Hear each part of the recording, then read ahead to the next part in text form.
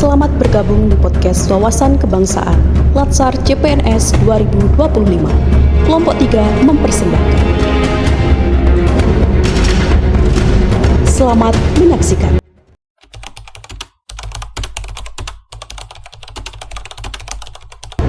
Assalamualaikum warahmatullahi wabarakatuh. Waalaikumsalam Waalaikumsalam warahmatullahi warahmatullahi wabarakatuh. wabarakatuh. Ya, selamat datang dan selamat pagi untuk teman-teman, khususnya pemateri pengisi podcast yang spesial kali ini ada Ibu Faridatun Nikmah dan Bapak Mawardi. Selamat pagi Ibu Faridatun Nikmah dan Bapak Mawardi. Selamat pagi Mbak Ninis dan teman-teman semuanya.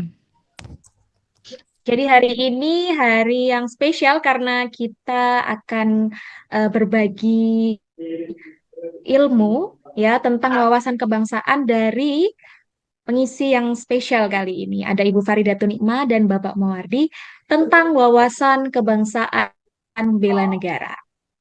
Namun sebelumnya mohon izin untuk membacakan kurikulum vitae dari pemateri kita hari ini. Yang pertama ada Ibu Faridatun Nikmah. Ibu Faridatun Nikmah dari Jepara, ya, lahir 15 Desember 1989. Beliau aktif sebagai dosen Fakultas Ilmu Tarbiyah dan Keguruan di UIN Maulana Malik Ibrahim Malang dari 2019 sampai sekarang. Jadi, Ibu Faridatun Nikmah sudah berkecimpung di dunia pendidikan yang sangat cocok dengan materi kita, wawasan kebangsaan bela negara yang khusus untuk dunia kependidikan. Lalu beliau juga aktif di dunia public speaking, program director, event organizer, dan banyak lagi yang belum bisa saya sampaikan ini karena banyak ya. Mohon izin untuk pengalaman profesionalnya juga beliau sangat luar biasa. Mulai dari 2008 sampai 2025 beliau sangat aktif, juga publikasinya yang luar biasa. Begitu. Dan hari ini kami persilakan langsung saja untuk Ibu Faridatun Nikmah terlebih dahulu. Mohon izin Bapak Mawardi untuk sharing ilmu tentang wawasan kebangsaan bela negara. Jadi Ibu Faridatun Nikmah, teman-teman di sini udah nggak sabar untuk mengetahui ilmu dari Ibu Faridatun Nikmah tentang pemaknaan wawasan kebangsaan bela negara. Khususnya itu gimana?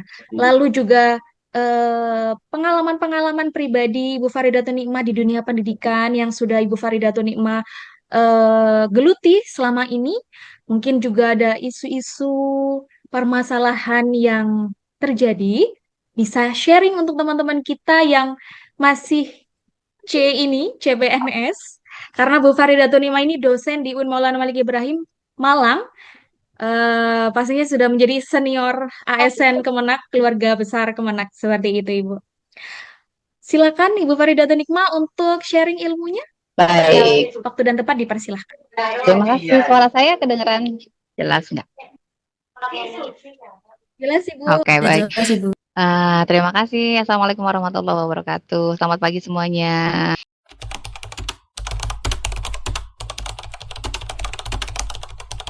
Nah, wawasan kebangsaan ya, saya rasa menjadi wawasan kebangsaan ini sangat penting gitu, sangat penting banget karena terutama secara realistik adalah kita sebenarnya digaji oleh negara. Sehingga kalau kita tidak mempunyai niat atau juga falsafah yang cukup kuat, ideologi yang cukup kuat untuk menjadi bagian dari negara ini atau kita membawa visi misi tertentu ingin menjadikan negara ini negara Islam, negara ini negara yang ini, yang itu. Nah, ini sepertinya tidak benar. Jadi Bapak Ibu boleh mengundurkan diri dari sekarang.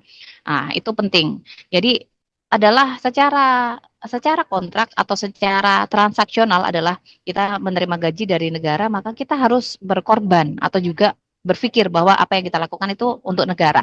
Tapi selain daripada itu, bahwasanya memahami tentang falsafah ideologi negara ini menjadi penting, bukan hanya menghafal seperti itu. Saya kebetulan menjadi dosen PAI, Pendidikan Agama Islam, khususnya bidang sejarah kebudayaan Islam gitu ya. Nah, ternyata bahwa wawasan kebangsaan ini, ya sayang sebentar, saya sambil ngomong anak ya, mohon maaf. Jadi ternyata pemahaman tentang ideologi bangsa gitu ya, yang kita sebut ada 4 pilar gitu. Semoga Bapak Ibu hafal ya. Apa aja 4 pilar ini? Oh, nggak usah ditanya ya. Yaitu tentang Pancasila, UUD, Undang-Undang Dasar 1945, NKRI, Negara Kesatuan Republik Indonesia, dan juga Bhinneka Tunggal Ika. Nah, 4 hal ini itu harus mendarah daging ya ke dalam diri kita sebagai ASN. Nah, selain menjalankan tugas, terutama Bapak Ibu adalah menjadi guru gitu ya, pendidik. Dan ini penting tidak hanya sekedar menghafalkan, tetapi memahami apa sih maksudnya Pancasila ini gitu.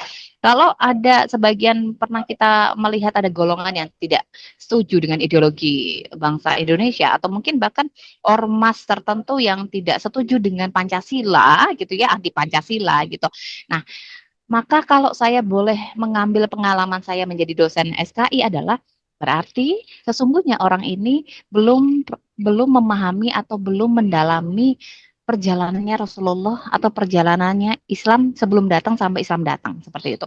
Karena di perjalanannya Rasulullah ada perjanjian Hudaibiyah. Itu sebenarnya sesungguhnya juga intisari dari adanya ideologi Pancasila ini gitu. Maka kalau kita mm, mengikuti sunnahnya Rasul, meyakini dan juga mencintai apa namanya sunnah-sunnahnya Rasul, maka sesungguhnya ideologi Pancasila ini sesungguhnya juga berangkat dari apa intisari dari perjuangannya Rasulullah seperti itu. Nah, selain daripada kayak misalnya kita adalah kita guru, kita harus cinta nasionalis, kita harus berdiri ketika ada orang apa namanya kita harus berdiri ketika ada lagu Indonesia dinyanyikan atau kita harus hormat bendera, itu hanya sekedar simbol, tetapi memahami bahwa kita bagian dari Indonesia ini itu jauh lebih penting gitu. Nah, yang mungkin dari segi saya bidangnya adalah sejarah kebudayaan Islam, ternyata ketika kita memahami sejarah kebudayaan Islam ini dengan benar gitu ya, maka sesungguhnya bisa ditarik kepada nilai-nilai bagaimana kita mencintai bangsa ini. Seperti misalnya Rasulullah ketika hijrah dari Madinah ke Mekah, dari Mekah ke Madinah, itu Rasulullah tidak pernah menggunakan kekerasan gitu. Nah, maka bagaimana kita orang yang ada di Indonesia ini ketika kita bertemu dengan golongan yang berbeda gitu ya, sesama Islam nih, tapi golongannya beda, cuman beda kerudung, yang satu kerudungnya agak pendek, yang satunya agak lebar gitu. Nah, jangan sampai kan malah orang Rasulullah datang ke Madinah juga nggak langsung maksa semua orang masuk ke Islam kok. Rasulullah juga masih membiarkan mereka juga ini gitu ya. Dan masih banyak lagi kisah-kisah yang perlu kita pelajari. Seperti contohnya adalah dinasti Umayyah. Dinasti Umayyah yang ketika kenapa dinasti Umayyah itu kok hancur gitu ya, mengalami kemerosotan, mengalami kegagalan. Ternyata adalah karena ketidakmampuan khalifah atau pemimpinnya itu dalam mengorganize daerah-daerah yang sudah diekspansi gitu. Daerahnya makin banyak yang dikuasai tapi kemampuannya tidak cukup baik. Itu juga akan terjadi di Indonesia dengan negara yang mempunyai banyak provinsi, banyak suku, banyak daerah. Kalau kita sebagai ASN tidak bisa merasakan bahwa tidak bisa mengorganize, tidak bisa memegang teguh persatuan. Misalnya kita sama orang Timur, kita ngerasa nggak cocok sama orang Barat, kita ngerasa nggak cocok, kita ngerasa sama Papua, kita ngerasa bukan saudara. Nah, itulah yang angka terjadi. Contohnya adalah di keruntuhan dari dinasti Umayyah. Nah, artinya kegagalan dalam menjaga itu.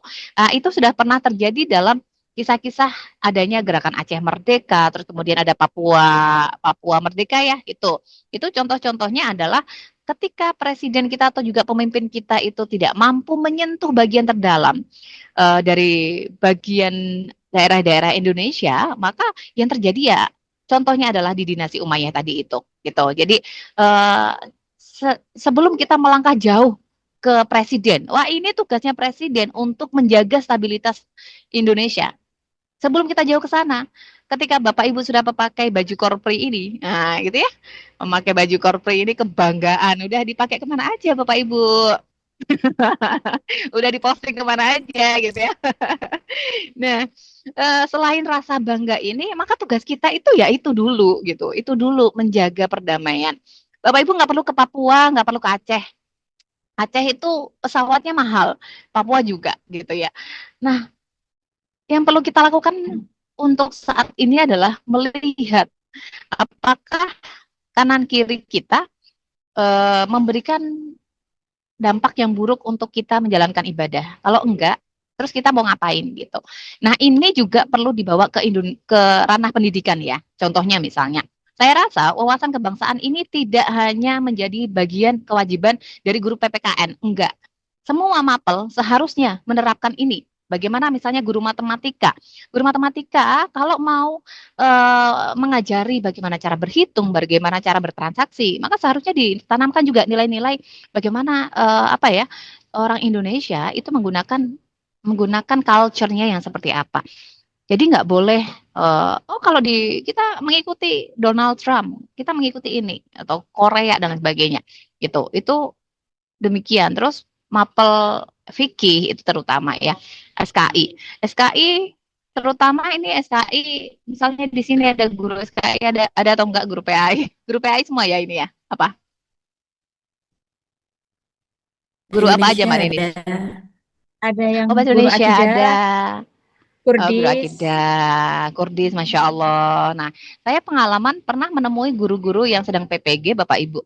Dia mengajarkan tentang bagaimana ingin memperjuangkan putra Ali bin Abi Thalib yang waktu itu diceritakan kepalanya di penggal ya. Nah, itu ingin diajarkan jiwa kepemudaannya kepada para peserta didik untuk berjihad gitu, untuk berjihad membela sebagai warga Indonesia, sebagai orang Muslim dan lain sebagainya. Nah, menurut saya hal ini menjadi masalah besar ketika guru tidak mempunyai pemahaman wawasan kebangsaan itu. Yang artinya ini akan berdampak dalam kekeliruan menyampaikan makna kandungan materi yang dimaksud seperti itu kan. Bahwa menghakimi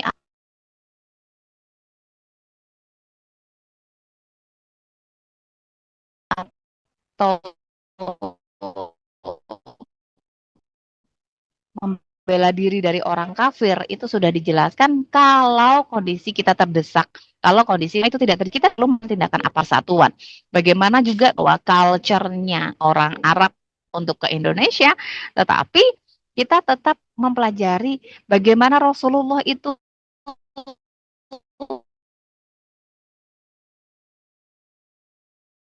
menyebarkan agama Islam dan ajarannya kita jalankan. Itu belajar SKI itu seperti itu ya, bukan apa namanya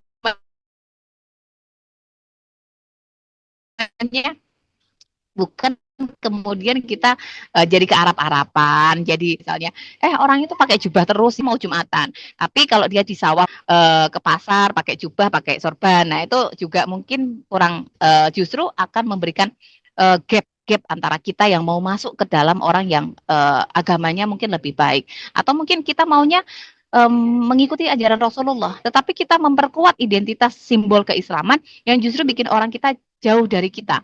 Maka sesungguhnya Islam itu sulit kita sebarkan gitu. Nah, ini penting untuk kita sebagai guru itu ya, untuk memahami bahwa kandungan-kandungan pelajaran sesungguhnya itu juga mengantarkan siswa kita, anak didik kita untuk bisa kembali mencintai negaranya, bukan malah memberikan gap yang lebih tinggi gitu. Dan tantangan guru-guru saat ini adalah Bapak Ibu semuanya, generasi sekarang itu mereka jauh lebih open minded terhadap hukum universal. Hukum universal itu apa, Bu? Gitu. Kalau dulu kita nggak main sosial media, kita masih lebih gampang diaturnya. Bahwa hubungan sesama jenis itu nggak boleh. Bahwa berpakaian seperti ini tuh nggak boleh, bahwa begini itu tidak boleh. Tetapi sosial media sekarang justru menggeser pemikiran anak-anak generasi Z dan juga generasi Alpha untuk menerima hukum universal. Seperti misalnya, orang itu kok ini ya, naudzubillah min dzalik, misalnya ada hubungan sesama jenis gitu. Mereka akan berpikir bahwa itu kan hak asasi manusia, it's okay, itu pilihan dia. Atau dia kok pakai baju seperti ini ya, apa namanya di tempat umum, it's okay, itu pilihan dia. Kita tahu apa yang namanya hak asasi. Nah, generasi kita itu ada di pikiran itu, very open minded dibanding dengan kita yang generasi milenial gitu ya. Ini generasi alfa atau milenial ya, ada generasi alfa dan juga milenial. Generasi milenial dan Z gitu ya. Nah, jadi generasi bawahnya kita tuh jauh lebih menerima hal-hal yang sifatnya kita anggap tabu di zaman dulu gitu.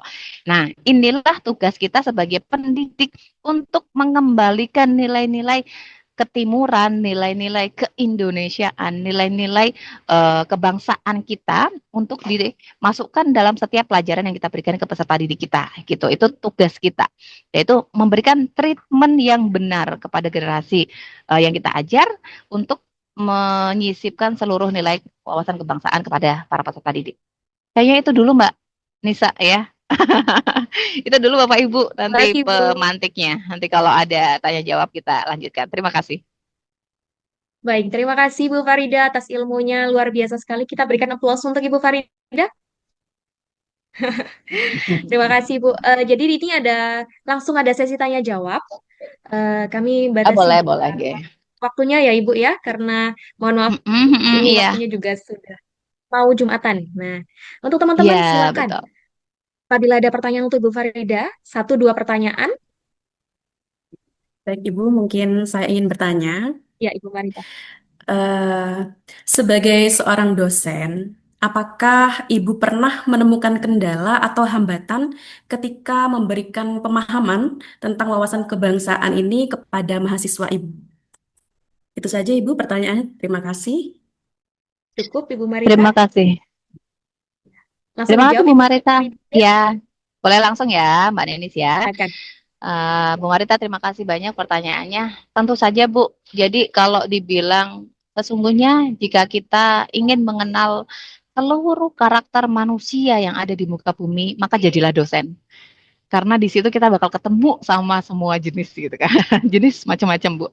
Dan pastinya Bu, saya juga di UIN itu saya pernah mendapati anak-anak yang mereka pakai cadar ya, mereka pakai cadar. Itu di beberapa tahun yang lalu UIN itu melarang menggunakan cadar, tetapi di akhir-akhir tahun ini masih diperbolehkan seperti itu. Nah, bagaimana kemudian saya menjadi guru SKI itu saya nggak pernah melarang, saya tidak melarang mereka memakai cadar, saya tetap memberikan mereka kesempatan, tetapi sekali lagi saya memberikan informasi tersebut gitu. Itu yang pertama, bahwa simbolisasi tentang salah satu agama itu begitu kuat gitu. Yang berikutnya adalah Ibu di anak-anak yang kuliah itu justru sangat rentan terhadap golongan-golongan kelompok yang katanya berbasis Islam. Tetapi bahkan dia nggak punya kiai, dia nggak punya guru, dia hanya membuat kajian dan dia hanya berdasarkan apa kata senior. Nah, ini sangat marak sebelum yang benderanya hitam itu dibubarkan secara resmi sama negara ya. Nah, dulu sangat bergerilya, sangat kuat gitu. Tetapi kami tidak boleh kehilangan kesadaran bahwa di akar-akar dari ormas yang telah dibubarkan oleh pemerintah itu masih bergerilya gitu. Dan contohnya adalah komunitas yang mereka itu masih tidak bisa menerima orang lain yang bukan komunitasnya untuk tinggal bersama. Dan saya secara practically pernah hidup bersama dengan mereka. Mereka melakukan kajian, mereka duduk bersama, mereka membahas sirah nabawiyah, mereka membahas hadis gitu ya, tetapi terjemahan. Yang mereka rata-rata adalah lulusan anak SMA. Jadi mereka menjadi pemateri, mereka membahas sendiri, mereka ini. Nah, inilah sebenarnya tantangan terbesar. Karena mereka akan timbul pemahaman menurut pemahaman mereka sendiri, terpotong, tidak punya sanad, tidak punya jalur ke Rasulullah, sehingga pemahamannya terbatas. Nah, kalau pemahamannya terpotong, Bapak Ibu, istilah misalnya ada fastabiqul khairat, itu dipahami mereka akan berlomba-lomba membawa kebaikan hanya untuk golongannya. Sedangkan Rasulullah atau mungkin Gus Dur atau mungkin yang lainnya, kita kalau mau nolong orang nggak boleh tanya agamamu apa, lek Islam tak tolongi, lek gak Islam gak tak tolongi, kan gitu ya. Nah, ini yang perlu kita tanamkan. Jadi kita contohnya mungkin Ibu, saya beberapa waktu lalu pergi ke Australia gitu ya. Ternyata penanaman nilai sekolah Islam yang ada di Indonesia sama di Australia itu sangat berbeda. Jadi mereka di Australia itu jauh lebih berfokus pada how to be human gitu. Jadi kayak humanizing human, memanusiakan manusia, apalagi mereka minoritas di sana gitu. Nah, ini kayaknya penting untuk menyebarkan, melihat manusianya dulu, baru kemudian kita berfokus sama ibadah ya. Ibadah sih kita personal sama Allah gitu ya. Tetapi dengan pemikiran kelompok ormas dan golongan tertentu ini justru mengaburkan kemanusiaan itu sendiri. Nah, yang perlu kita tanamkan adalah melihat manusianya dulu karena di Indonesia ini variatif banget, heterogen gitu. Di kampus banyak Bu masalahnya, tapi ya seperti itu. Jadi dosen saya rasa saya harus lebih bersikap netral. Saya juga tidak boleh kaku dengan model yang zaman dulu. Kalau dulu dosen killer, dosen gini nggak mau duduk bareng sama mahasiswa itu nggak bisa. Kalau sekarang dosen kalau bisa ya bergaul sama mereka, nongkrong, tiktokan atau apa gitu. Karena apa? Karena kalau udah mau diajak nongkrong bareng, ngopi bareng dari kopi yang harganya 3.000 sampai harga yang 30.000, itu kita nongkrong bareng, justru mereka akan lebih mudah menerima nasihat kita. Nah, itu Gen Z. Gen Z kalau kita salah treatment, kita yang viral. Gitu kan, Bu ya? Wah, dosen ini begini, begini, begini gitu. Nah, yang lagi kita hadapi yang lebih hati-hati adalah bagaimana kita bersikap sama mereka supaya tidak viral. Makanya kita harus bisa bergaul ke dunia mereka. Makanya kan ada metode-metode yang harus kita terjun ke hidup mereka ya dalam dunia pendidikan itu. Apanya? Quantum teaching learning itu uh, memasuki dunia mereka dan membawa mereka ke dunia kita. Nah, seperti itu. Tetapi jangan sampai kita kemudian kekanak-kanakan karena kita membawa masuk ke dunia mereka. Itu Bu, banyak banget. Kalau di UIN malah ada juga sekarang sudah menerima yang non-muslim. Kita punya non-muslim di UIN. Nah, ini lebih variatif lagi. Ya, semoga menjawab Bu Marita dengan waktu yang terbatas. Gitu ya. Bagaimana Ibu Marita? Apakah ada tambahan Bu Marita? Sudah cukup. Terima kasih Ibu Farida. Terima Sama-sama Bu kasih Bu Marita. Farida, terima kasih Bu Marita juga atas pertanyaannya. Eh, untuk sesi Ibu Farida hari ini saya cukupkan satu pertanyaan saja. Nanti untuk teman-teman akan ada kesempatan untuk bertanya di Bapak Mawardi. Begitu. Baik Ibu Farida, terima kasih banyak atas sharing ilmunya. Jadi saya rangkum di sini. Sama-sama. Ibu Farida sudah Iya, tadi Ibu Farida sudah menjelaskan banyak terkait pentingnya guru itu mengetahui wawasan kebangsaan bela negara ya. Jadi kita bisa tahu untuk treatment peserta didik kita nanti itu bagaimana yang sesuai dengan kebangsaan bela negara. Seperti itu Ibu. Terima kasih dan mohon maaf. Untuk Terima selanjutnya, kasih Mbak Nenis. untuk selanjutnya ada pemateri kita hari ini, Bapak Mawardi. Mohon izin untuk membacakan kurikulum vitae-nya Bapak Mawardi dari Sumeneb, 27 Maret 1997. Beliau aktif sebagai dosen STIT Al-Ibrahimi Bangkalan dan juga Pondok Pesantren Al-Ibrahimi Galis Bangkalan. Beliau juga aktif di dunia pendidikan dan juga non pendidikan. Organisasi juga beliau dari pengurus pimpinan wilayah LBH Gerakan Pemuda Ansor Jawa Timur, pengurus pimpinan cabang Pergunu Sumeneb, pengurus rayon IKSASS Sumeneb. Kami persilakan Bapak Mawardi untuk berbagi sedikit terkait wawasan kebangsaan bela negara untuk teman-teman kita di sini, juga yang pengalaman pribadi jenengan terkait wawasan kebangsaan bela negara yang masuk dalam konteks agama. Monggo Bapak Mawardi, kami persilakan.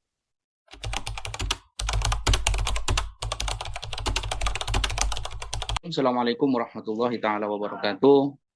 Alhamdulillah. Waalaikumsalam warahmatullahi wabarakatuh. Wa ala alihi wa sahbihi wa mawalah wa la haula wa la quwata illa billahil aliyil azim. Bapak Ibu, para pegawai negeri yang dirahmati Allah Subhanahu wa taala. Ya, kebetulan saya ini masih sebagai pegawai luar negeri, artinya pegawai swasta.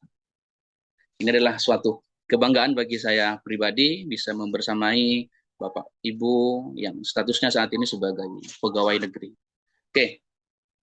Dari latar belakang keagamaan dari beberapa organisasi keagamaan yang memang saya geluti selama ini dan kebetulan juga aktif di Lembaga Pimpinan Wilayah Gerakan Pemuda Ansor Provinsi Jawa Timur yang secara hierarkis organisasinya kita berada di bawah naungan Jam'iyah Nahdlatul Ulama. Artinya pemahaman keagamaan tentang wawasan kebangsaan yang melatar belakangi saya ini adalah wawasan kebangsaan yang memang dibangun dari pemahaman akidah Ahlus Sunnah wal Jamaah An-Nahdliyah, khususnya Nahdlatul Ulama. Yang jelas, wawasan-wawasan kebangsaan yang ada atau yang diajarkan dalam akidah Ahlus Sunnah wal Jamaah An-Nahdliyah ini tidak ada perbedaan dengan wawasan-wawasan kebangsaan yang memang menyatu dalam wawasan kebangsaan negara Republik Indonesia. Kebetulan saya pribadi masih aktif sebagai dosen hukum tata negara. Secara hierarkis keilmuan masih ada kesinambungan antara pemahaman ilmu keagamaan dan pemahaman ilmu tentang ketatanegaraan.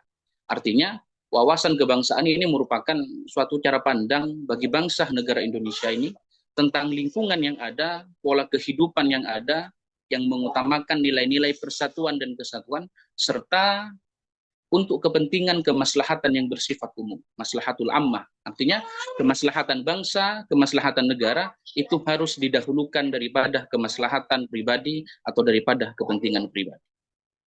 Sehingga wawasan kebangsaan ini adalah wawasan kebangsaan yang secara hierarkisnya memang bersumber terhadap Pancasila.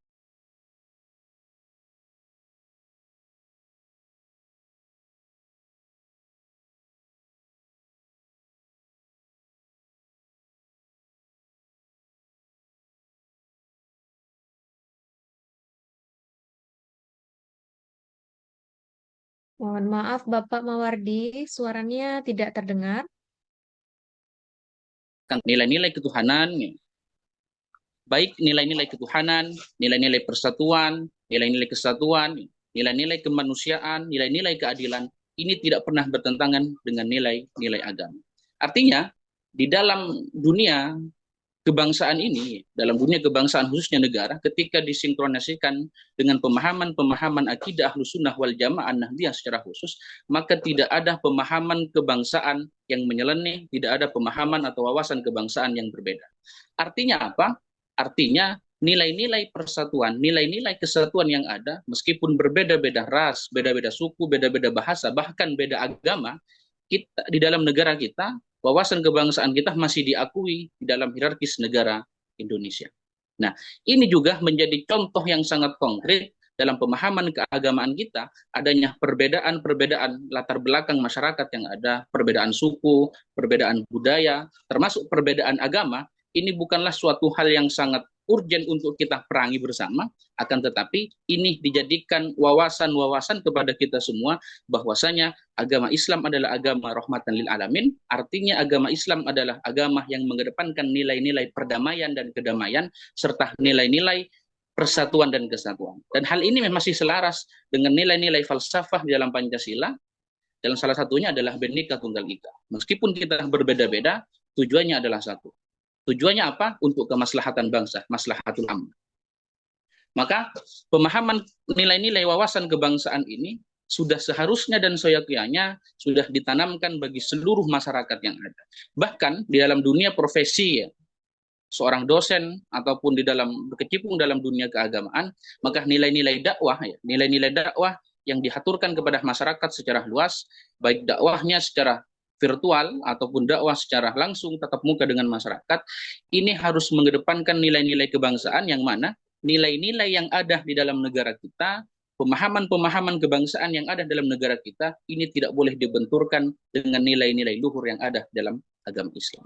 Bahkan membela negara, ini adalah suatu kewajiban bagi seluruh manusia, terutama bagi masyarakat Indonesia. Dan hal demikian sesuai dengan resolusi jihad, sesuai dengan resolusi jihad yang digaungkan oleh founding father Jamiah Nahdlatul Ulama Mbah Hasim, ketika negara Indonesia dirongrong oleh penjajahan, maka disitulah bentuk kewajiban bagi seluruh masyarakat Indonesia, para santri, para kiai, untuk turut membela.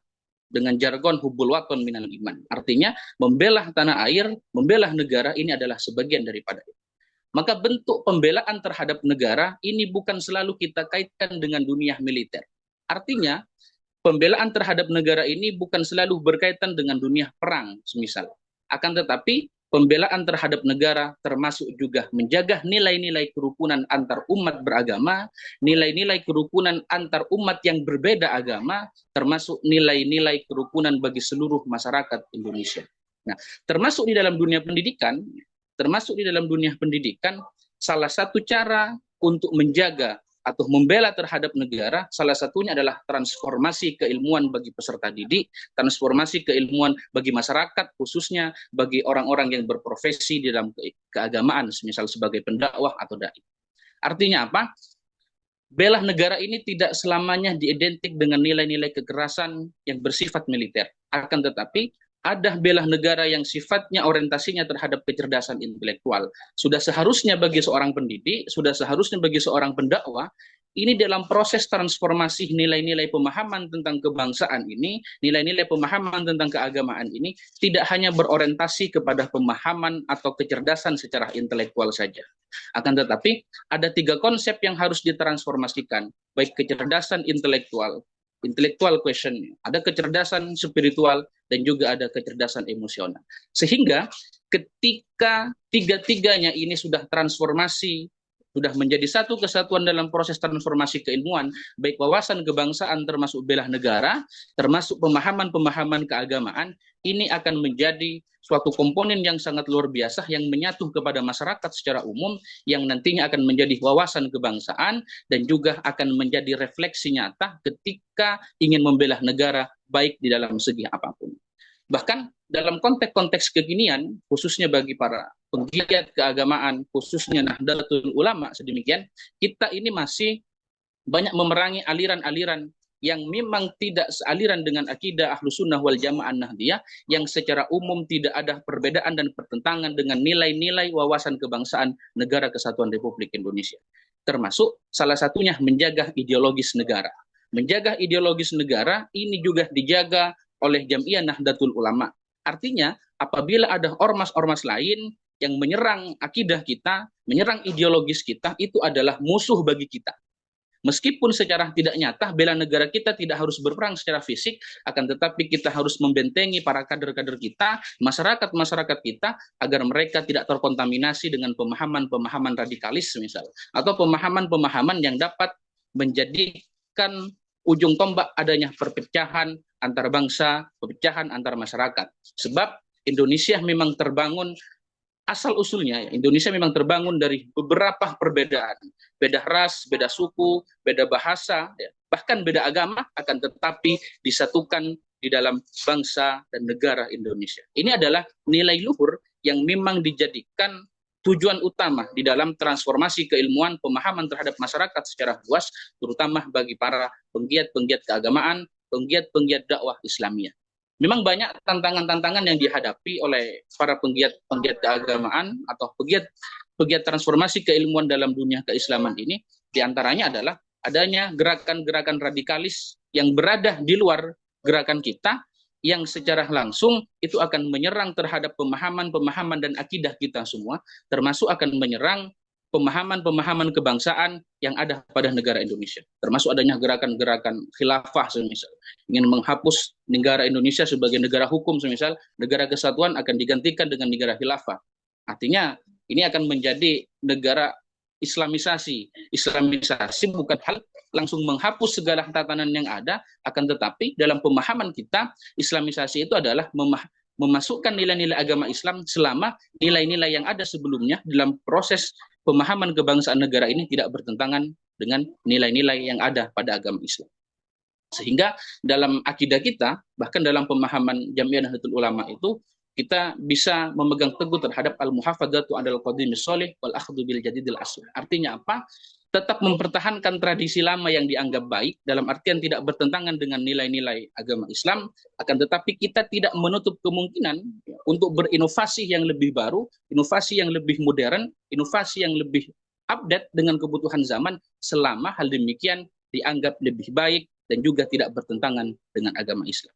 Maka perihal tantangan, hambatan dalam dunia transformasi keilmuan, khususnya bagi para penggiat keagamaan, para pendakwah, para syiar agama Islam, ini memang banyak gerakan-gerakan radikalis di luar kita, gerakan-gerakan pemahaman yang ada di luar kita, yang seakan-akan mereka membingkisi dengan pemahaman agama Islam, akan tetapi sebenarnya mereka itu bukan melahirkan persatuan dan kesatuan khusus negara kita, akan tetapi mereka lebih tertuju untuk mengadakan hal-hal pemberontakan, dan bahkan mereka ingin mengadu domba sesama bangsa dan negara Indonesia. Mungkin ini ya sebatas pengantar dari saya, dan ini juga kebanggaan bagi saya karena bisa berface to face dengan teman-teman atau bapak ibu para pegawai negeri yang insya Allah dirahmati oleh Allah Subhanahu wa Ta'ala. Amin Allahumma amin. Terima kasih Bapak Mawardi atas sharing ilmunya yang luar biasa, khususnya wawasan kebangsaan bela negara tentang keagamaan. Baik, setelah ini sesi tanya jawab Bapak. Jadi teman-teman silakan bagi yang ingin bertanya. Saya Bu, Ya, mohon Bapak izin. Kamil silakan. Mohon izin Bapak Mawardi. Perkenalkan, nama saya Muhammad Kamiluddin, asal dari Bondowoso. Pernah nyantri juga eh, di Ibrahimi, Sukorejo, Situbondo, di Salafiyah Safiyah. Pertanyaan saya adalah, bagaimana semangat resolusi jihad yang digagas oleh pendiri-pendiri NU di antaranya seperti Mbah Hasim, Kiai As'ad, dapat diinternalisasikan dalam kurikulum Merdeka atau kurikulum saat inilah untuk membentuk karakter pelajar yang cinta terhadap tanah air dan berjiwa nasionalis. Mungkin ada metode-metode yang bisa dipakai nantinya agar dapat terbentuk karakter-karakter tersebut. Itu saja dari saya. Terima kasih. Baik, terima terima kasih kasih. Bapak Kamil. Kami persilakan Bapak Mawardi untuk langsung menjawab.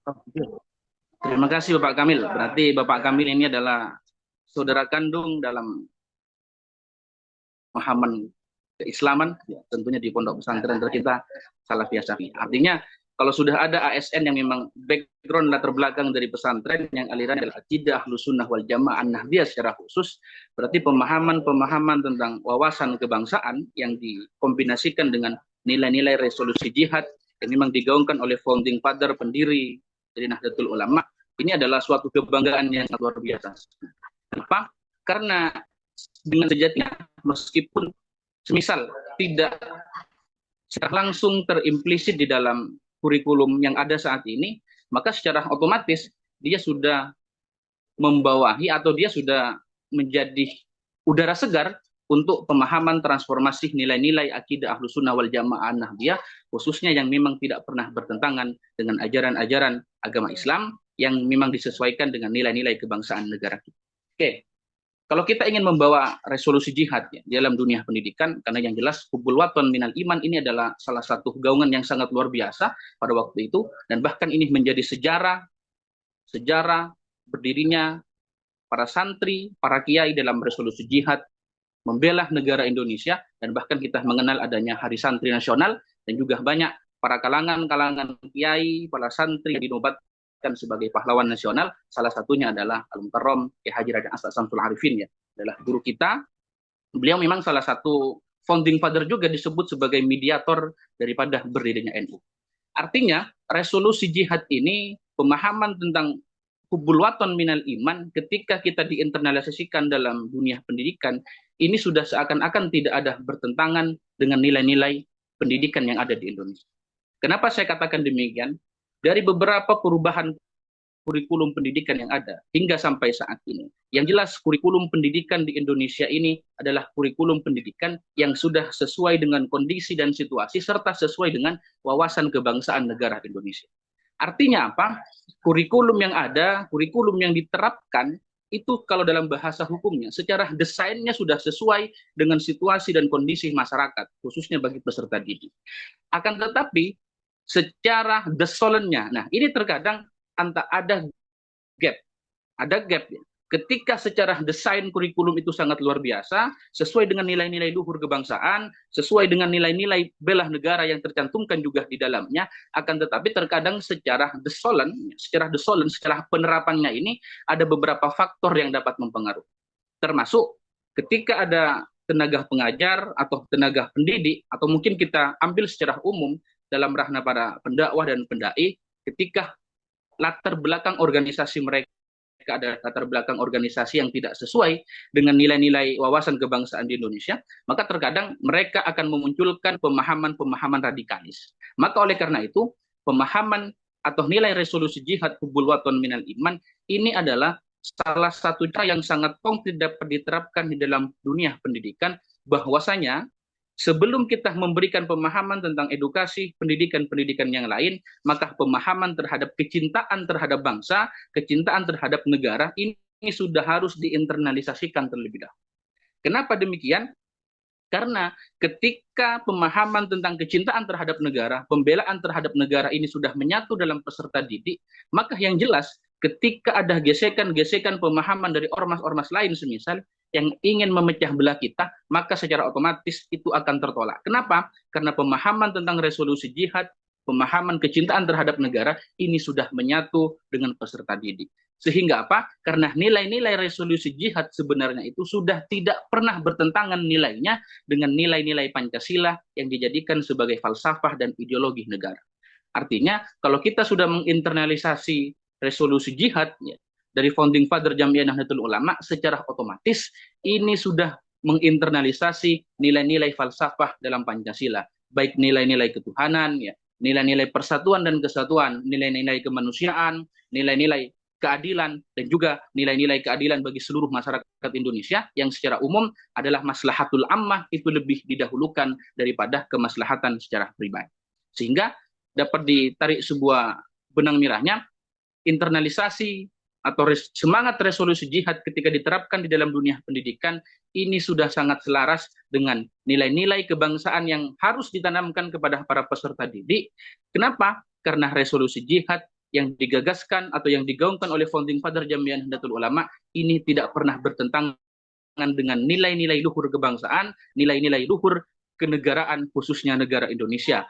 Karena diakui atau tidak, negara Indonesia ini tidak hanya dibangun oleh segelintir orang saja, tidak hanya dibangun oleh orang yang mengatasnamakan nasionalis semata, akan tetapi diakui atau tidak, negara Indonesia ini juga dibangun oleh para santri, para kiai yang berbackground religius akademisi ataupun juga berbackground sebagai religius nasionalis. Mungkin demikian. Ini ada sedikit ungkapannya.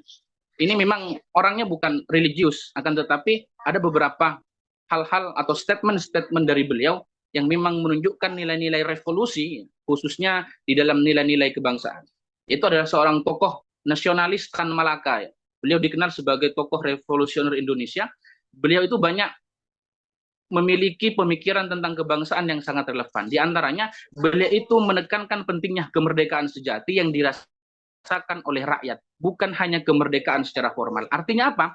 Ketika hal demikian kita bawa kepada ranah pendidikan, jadi kemerdekaan yang sejati ini adalah kemerdekaan yang dapat dirasakan oleh seluruhnya, baik peserta didik ataupun oleh para pendidik. Artinya, kita sebagai pendidik jangan kita mendoktrin terhadap apa-apa yang semisal itu tidak sesuai dengan nilai-nilai kebangsaan.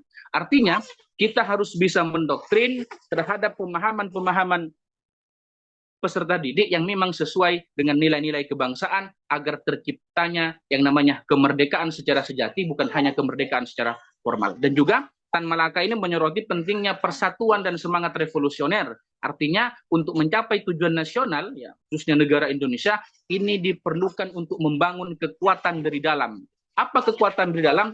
Salah satunya adalah kekuatan yang terinternalisasi di dalam pemahaman-pemahaman keilmuan khususnya kepada peserta didik. Ketika para peserta didik sudah terinternalisasi tiga kecerdasan yang saya ucapkan di awal, maka secara otomatis kekuatan internal atau kekuatan dari dalam ini sudah kuat sehingga tidak mudah untuk dirongrong oleh berbagai organisasi, dirongrong oleh berbagai ormas yang sekiranya tidak dapat menjadikan solusi untuk kesatuan dan persatuan negara, dan bahkan ormas itu hanya akan menjadi celah dan untuk menjadikan negara Indonesia adalah negara yang amburadul, negara Indonesia yang berpecah belah, yang tidak sesuai dengan nilai-nilai luhur Pancasila. Mungkin demikian, jadi yang bisa saya sampaikan. Baik, terima kasih Bapak Mawardi atas penjelasannya. Bagaimana Bapak Kamil? Apakah ada tambahan? Sudah cukup, Ibu. Sudah cukup. Baik. Terima kasih atas pertanyaannya dan juga Bapak Mawardi atas kesempatan sharing ilmunya bersama teman-teman di podcast Wawasan Kebangsaan ini. Mungkin ada tambahan Bapak? Sampun cukup? Oke, yang terakhir closing statement ya.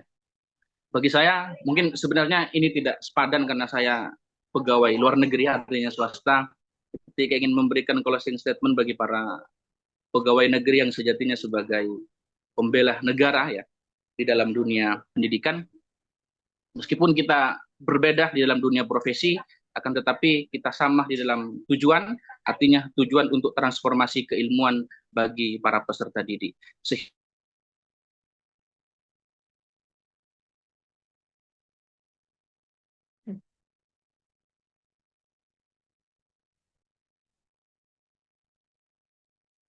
Oleh karena itu, kita Halo, sebagai Bapak. karena itu adalah bentuk pengkhianatan bagi bangsa dan negara Indonesia. Demikian dari saya, kurang lebihnya mohon maaf.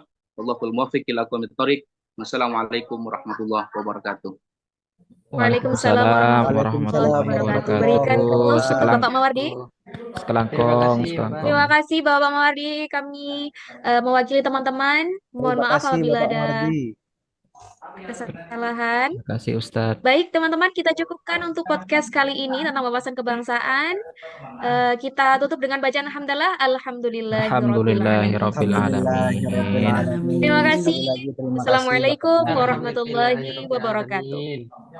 Silakan Bapak Ibu Waalaikumsalam bisa live Zoom. warahmatullahi wabarakatuh. Waalaikumsalam warahmatullahi wabarakatuh. Warahmatullahi wabarakatuh. Sudah boleh istirahat, Bapak Ibu. Alhamdulillah. Assalamualaikum warahmatullahi wabarakatuh. Waalaikumsalam Warahmatullahi wabarakatuh. Alhamdulillah, terima kasih teman-teman yang sudah meluangkan waktunya di podcast kali ini, yakni podcast tentang wawasan kebangsaan. Jadi, hari ini, di jam ini, kita kedatangan narasumber kita yang ketiga, yang fokus di dunia politik. Kalau tadi fokus di dunia pendidikan, agama, sekarang di dunia politik. Mohon izin Bapak Iqbal Huda untuk membacakan kurikulum vitae. Jadi beliau bernama Bapak Muhammad Iqbal Huda. Beliau aktif sekarang sebagai Kepala Kantor DPC PKB Kota Surabaya tahun 2022 hingga sekarang. Beliau juga sempat menjadi guru akidah halak MTSNU Pakis Malang pada tahun 2020, serta juga sempat menjabat sebagai Ketua Orda IMKP Ikatan Mahasiswa Kota Pahlawan UIN Maulana Malik Ibrahim Malang. Dan hari ini Bapak Iqbal Huda, teman-teman dari CPNS Kemenak tidak sabar untuk menunggu sharing session bersama jenengan terkait wawasan kebangsaan bela negara, ya tentang tema kita hari ini, podcast hari ini. Jadi nanti Bapak Iqbal Huda bisa sharing bagaimana, apa sih makna dari wawasan kebangsaan bela negara sendiri itu menurut persepsi Bapak yang sudah berkecimpung di dunia politik sampai saat ini. Lalu mungkin bisa sharing sedikit tentang pengalamannya di dunia politik itu seperti apa, lalu apabila terdapat isu-isu atau permasalahan yang sempat dihadapi, bagaimana how to solve, gimana untuk memecahkan masalah tersebut di persepsi Bapak. Baik, Bapak Iqbal Huda, kami persilakan waktu dan tempat.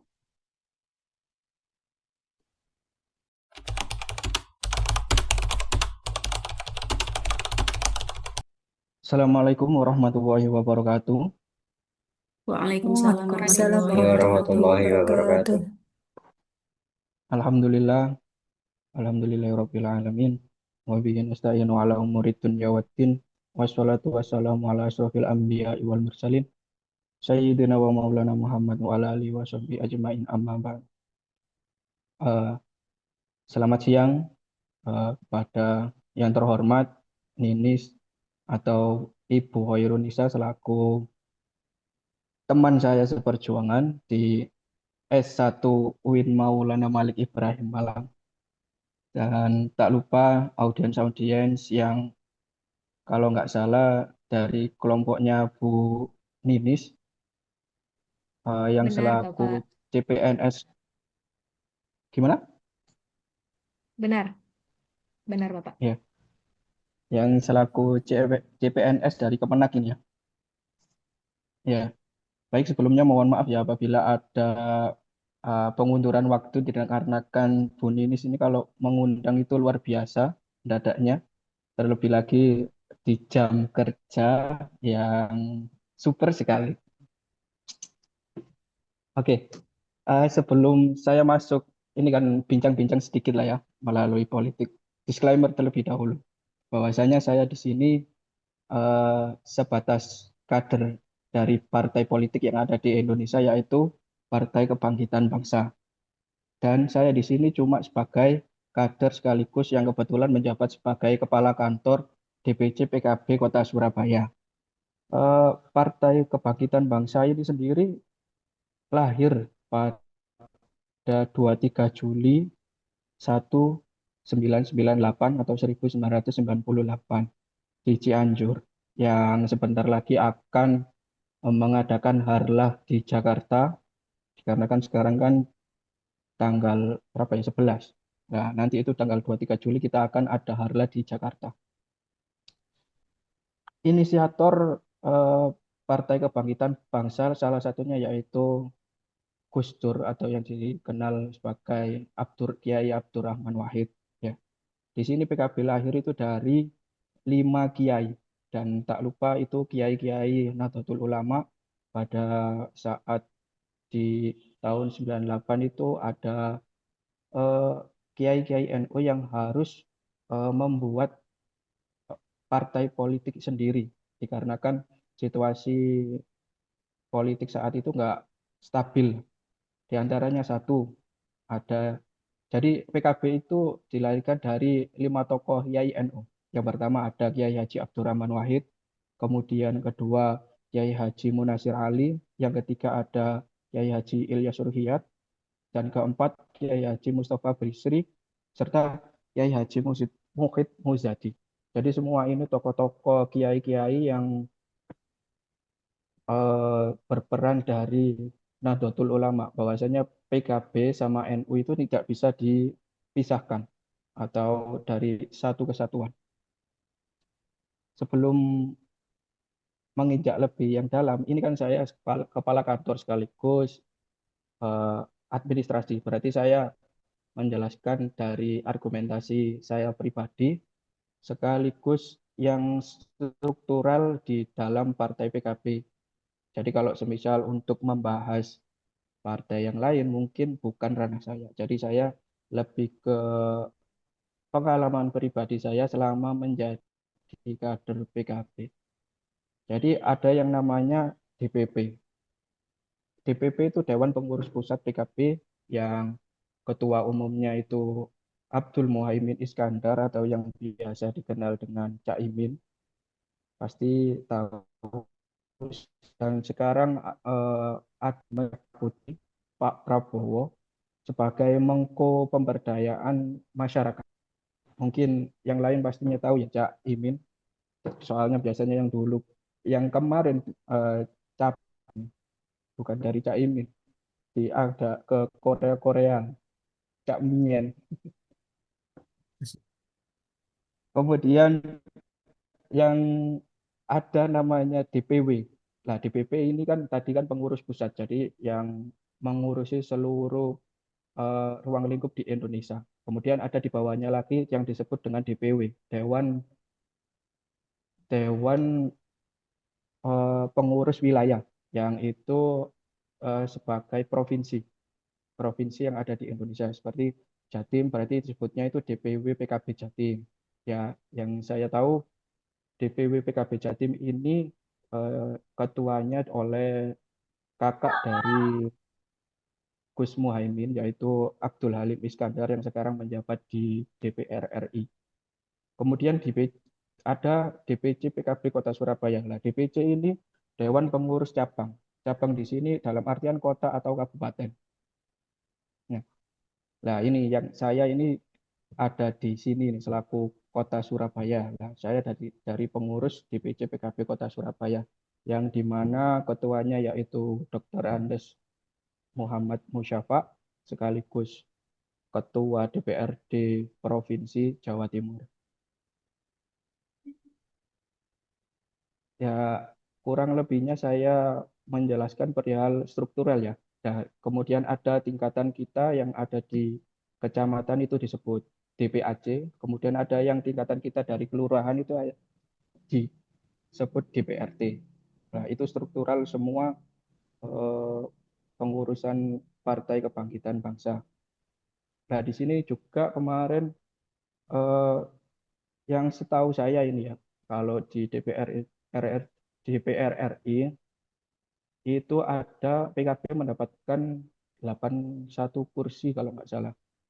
Kemudian yang di provinsi itu ada 27 kursi, sehingga PKB dalam pemilu legislatif kemarin 2024 sampai 2029 itu dinyatakan sebagai pemenang di Jawa Timur. Nah, kemudian mendapatkan jatah ketua DPRD. Nah, seperti itulah. Sedangkan yang di Surabaya sendiri itu kita mempunyai eh, 5 anggota dewan di setiap dapil. Nah, sebelum masuk ke situ, dapil ini bisa dikatakan pembagian kecamatan di setiap kota maupun kabupaten. Contoh nih, ada kota Surabaya dengan 31 kecamatan. Nah, tentunya kan dibagi, nggak mungkin kan semuanya itu kalau di DPRD kota itu jadi satu wilayah kan nggak mungkin. Jadi itu dibagi beberapa kecamatan, ada dapil 1, dapil 2, dapil 3, dapil 4, dan dapil 5. Nah, alhamdulillah PKB di Surabaya bisa mengisi di setiap dapil tersebut. Jadi ada total 5 dewan yang dari fraksi PKB yang menjabat menjadi DPRD Kota Surabaya. Yang fokus saya di sini sebagai eh, kepengurusan DPC PKB Kota Surabaya sekaligus yang tentunya pasti kawan-kawan ini kan pastinya bertanya, dari mana ya sumbernya apa partai politik itu dananya dari mana kok setiap pakai acara itu kan tentunya kan nggak murah atau terlebih lagi kan yang diundang juga banyak. Jadi saya jelaskan sedikit ya pada Undang-Undang Banpol nomor 2 tahun 2011. Undang-undang ini mengatur sumber keuangan partai politik, seluruh partai politik, nggak PKB saja, bahwasanya dana yang bersumber dari partai politik ini dari APBD atau APBN. Nah, untuk besarannya itu setiap partai politik itu pasti beda. Ada yang ya nggak bisa disebut lah ya.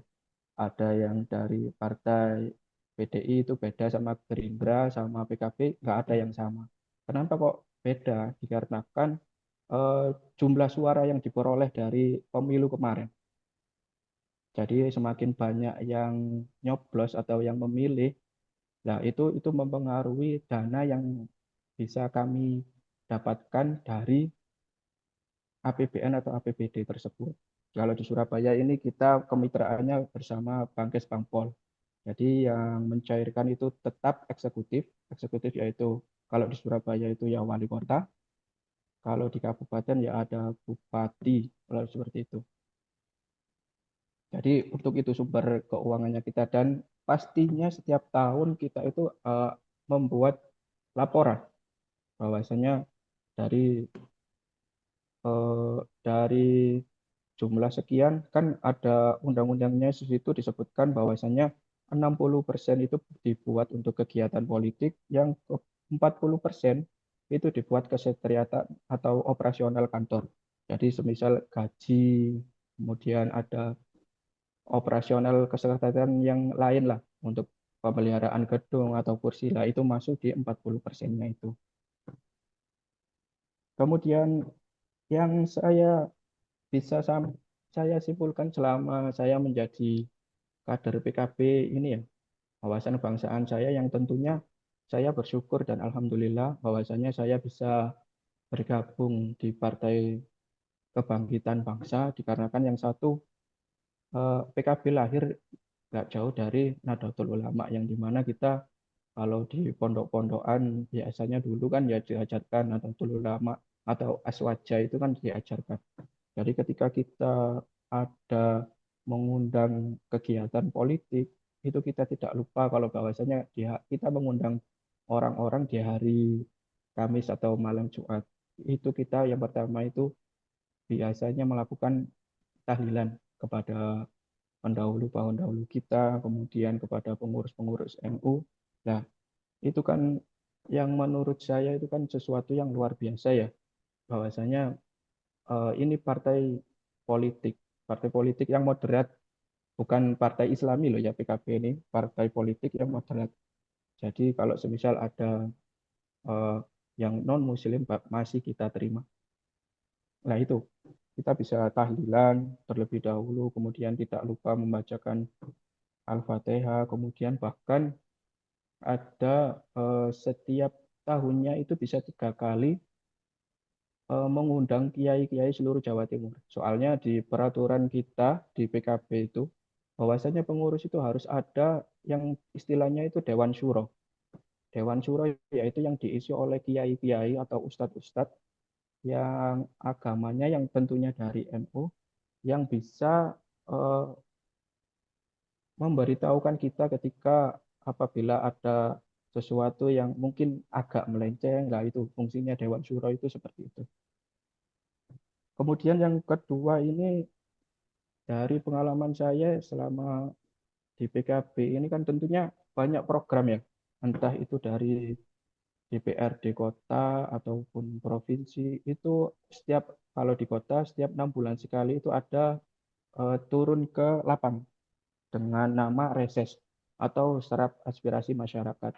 Nah, di situ kita bahwasanya tahu apa yang bisa dikeluh kesahkan dari masyarakat di kalangan bawah, entah itu di kecamatan atau di kelurahan, kita itu pasti terjun ke bawah untuk menyapa dan menyerap keluhan-keluhan apa saja yang mereka keluhkan saat ini. Bahwasanya kita hadir untuk membantu dan memberikan solusi lewat entah itu Partai Kebangkitan Bangsa ataupun lewat dari Dewan DPRD kota kita.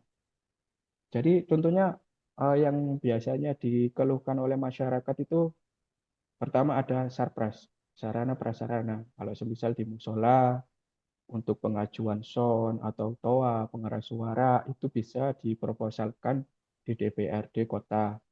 Yang tentunya dari pendidikan kami yang ada di PKB itu kan tentunya eh, musola, masjid atau langgar itu pasti kita didahulukan.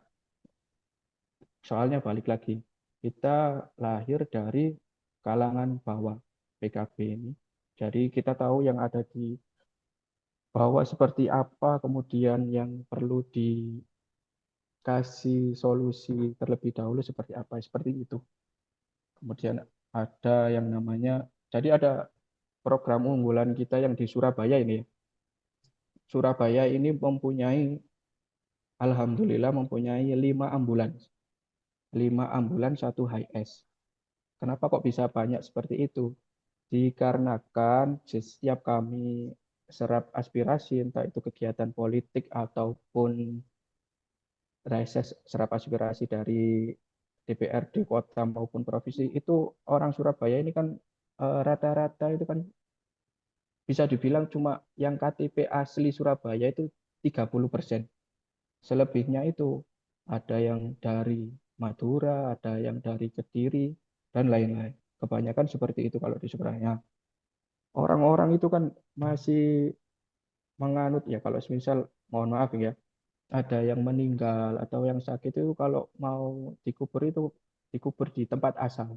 Nah, itu keluhan masyarakat kita. Jadi kita menyiapkan kenapa 5 ambulans? Ya dikarenakan itu tadi dapil di Surabaya itu ada 5.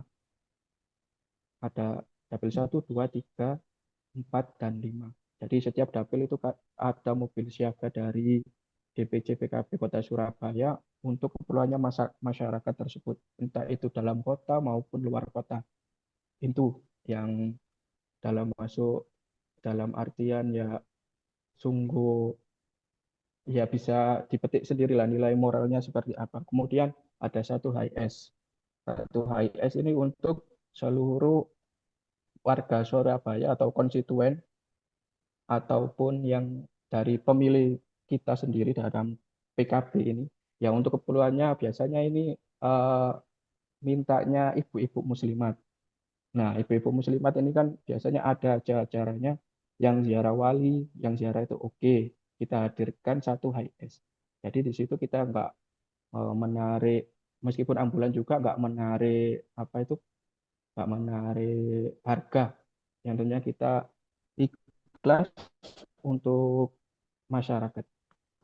Mungkin itu yang bisa saya sampaikan. Nanti kalau misal ada yang kurang paham sih seputar struktural gitu, bukan yang politik yang terlalu dalam, karena saya juga cuma kader, masih bukan anggota DPRD. Saya kembalikan ke Bu Ninis. Baik, terima kasih Bapak Iqbal Huda atas sharing pengalamannya juga terkait wawasan kebangsaan. Jadi setelah ini ada sesi tanya jawab Bapak. Jadi dari teman-teman kami akan bertanya, nanti akan eh, bisa dijawab oleh Bapak Iqbal Huda. Teman-teman, silakan bagi yang bertanya kepada Bapak Iqbal Huda untuk langsung mengaktifkan mikrofon dan menanyakan terkait pertanyaannya.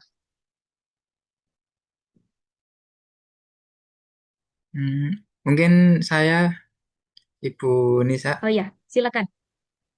Silakan. Jadi secara langsung tadi Bapak Iqbal Huda itu sudah menyampaikan, mungkin secara tersirat bahwa program-program yang dijalankan oleh kantor DPC PKB Surabaya ini sudah mencerminkan wawasan kebangsaan dan nilai-nilai bela negara. Seperti tadi menyediakan ambulan, terus program-program ibu-ibu, itu sudah mencerminkan bahwa partai politik itu juga sangat peduli sekali dengan wawasan kebangsaan dan bela negara. Mungkin yang saya tanyakan tentang struktural, bagaimana caranya sebagai masyarakat biasa bisa ikut andil sebagai anggota atau sebagai kader sehingga mereka juga ikut andil dalam membangun wawasan kebangsaan dan menjaga apa bela negara. Mungkin gitu, Bapak Iqbal. Baik, terima kasih Bapak Abdul Rahman. Kami tahan dulu pertanyaannya. Mungkin ada pertanyaan lagi dari teman-teman. Kita beri kesempatan 2 kali pertanyaan. 2 pertanyaan. Silakan. Cukup? Oke. Saya berikan kepada Bapak Iqbal Huda untuk menjawab pertanyaan. Silakan. Ya, baik. Terima kasih atas pertanyaan dari Pak Abdul Halim. Bahwasanya yang ditanyakan itu kan bagaimana caranya kita bergabung nih di Partai Kebangkitan Bangsa. Di dalam struktural kami ini ada yang namanya badan-badan sayap kita atau Banom, yang bisa disebut Banom itu ada satu namanya yang diisi oleh anak-anak muda laki-laki, itu namanya ada Garda Bangsa. Kemudian yang kedua ada yang di mahasiswa itu namanya Gemasapa. Kemudian yang ketiga ada yang untuk wanita itu namanya Perempuan Bangsa. Yang dimana gitu kita itu di situ merekrut juga sebagai pengurus dan sekaligus anggota untuk menjadi bagian dari kita. Nah, seperti itu. Kemudian yang biasanya yang dilakukan orang-orang itu kalau semisal ya itu tadi dari masyarakat, kemudian oh PKB itu punya ya yang programnya kita tadi ada ambulans, ada HIS, itu jadi orang bertanya-tanya, enak ya di PKB. Itu orang-orang biasanya datang ke kantor kita mau bikin yang namanya kartu tanda anggota. Nah, ini bisa kita buatkan di kantor, kemudian secara resmi menjadi eh, kader kita, seperti itu. Kalau di pengurusan, kalau misal mau menjadi pengurus, itu ada lagi yang namanya LK, Lembaga Kaderisasi, yang dimana di situ bahwasanya kita yang baru-baru untuk mendaftar sebagai kader itu digembleng terlebih dahulu. Bahwasanya yang pertama pastinya kita itu ya nggak jauh dari eh, keagamaan terlebih dahulu. Biasanya yang ditanyakan pertama kali itu biasanya sholat 5 waktu atau tidak. Itu pertanyaan yang pertama kali sebelum untuk menjadi kader. Karena ya seperti itu tadi, bahwasanya PKB ini tidak luput dari Nahdlatul Ulama. Jadi kita menerapkan yang seperti itu. Mungkin seperti itu. Baik, bagaimana Bapak Muhammad Abdul Rahman? Apakah sudah puas dengan jawabannya? Atau ada tambahan Alhamdulillah, lagi? sudah. Baik, terima kasih. Mungkin ada teman-teman yang mau bertanya lagi? Mumpung kita punya kesempatan yang lebih di sini terkait dunia politik tentunya. Bagaimana Monggo, teman-teman? apabila ada yang bertanya. Mungkin itu ya Bapak. Pernah nggak sih Bapak Iqbal Huda itu eh, menemukan isu atau permasalahan yang dihadapi PKB sendiri itu? Lalu gimana how to solve? Gimana untuk memecahkan masalah itu atau isu tersebut di masyarakat? Mungkin bisa sharing sedikit, Pak. Selama ini isu yang terjadi di dinamika politik itu ya kalau di kalangan masyarakat ya tentunya pasti dibanding-bandingkan sama partai-partai yang jauh lebih besar dari kita. Contoh kayak seperti PDI yang di Surabaya ya. Jadi kita itu biasanya dibanding-bandingkan bahwasanya dari segi apa ya namanya infrastruktur kita. Kalau semisal di PDI itu kan soalnya nggak bisa kita imbangi kalau di Surabaya ini kan karena mereka pemenang kursi yang ada di Surabaya. Bahwasanya kalau yang di PDI itu infrastrukturnya lengkap ada, mereka itu punya sampai apa ya trek fuso itu punya, apalagi sekedar ambulans ataupun HIS. Nah, itu tadi yang saya singgung tadi kan banpol atau dana bantuan partai politik itu beda-beda. Jadi bagaimana cara kita mengelolanya. Kemudian mungkin yang isu sekarang ini kan bahwasanya PKB ini kan lagi di atas. Banyak yang beranggapan bahwa ya apa ya? Ya seperti itulah. Saya takut kepeleset Iya. omong lah. Baik, terima kasih Bapak Iqbal Huda atas kesempatan, waktunya, juga sharing ilmunya. Jadi kita dari teman-teman CPNS juga lebih open-minded terkait hal politik. Iya. Terima kasih. Sudah cukup, tidak ada pertanyaan karena di sini waktunya limited, Bapak Iqbal Huda. Kami dari CPNS Kemenak meminta maaf apabila ada tutur kata yang salah, perbuatan, dan juga kami mengucapkan terima kasih atas kesempatannya. Terima kasih Bapak Iqbal Huda. Jadi kita tutup sesi. Saya ucapkan selamat ya untuk Ya. rekan-rekan sekaligus teman saya Oh ya. ini, Bu Ninis, sebagai ASN yang kemarin sudah di SK oleh Kementerian Agama.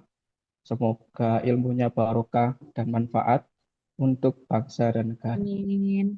Amin, terima kasih. Amin. Terima kasih Bapak Iqbal Huda. Semoga sukses selalu dan sehat selalu. Amin. Kita tutup sesi podcast kita tentang wawasan kebangsaan bela negara dengan bacaan hamdalah.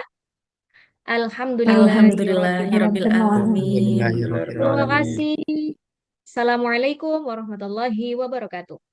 Waalaikumsalam. Waalaikumsalam warahmatullahi wabarakatuh. Terima kasih. Wawasan kebangsaan dan bela negara saat ini tidak harus dilakukan dengan cara angkat senjata, namun bisa dimulai dari profesi masing-masing. Memulai dari diri sendiri, memaknai wawasan kebangsaan, dan turut serta dalam upaya bela negara sesuai profesi masing-masing, berarti turut menjaga keutuhan NKRI tercinta.